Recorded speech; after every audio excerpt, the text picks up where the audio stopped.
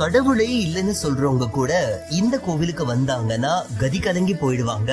அப்பேற்பட்ட சக்தி வாய்ந்த திருக்கோவில். திருவள்ளூர் பக்கத்துல இருக்கிற திருப்பாச்சூருங்கிற கிராமத்துல அருள்மிகு தங்காதிரி வாசீஸ்வரர் அப்படிங்கிற திருக்கோவில் பத்தி தான் இந்த தொகுப்புல நாம பார்க்க போறோம். மிக மிக பழமையான திருக்கோவில். இந்த கோவிலோட வரலாற்றை நம்ம படிச்சோம்னா ஆச்சரியங்கள் நிறைய காத்துக்கிட்டே இருக்கு.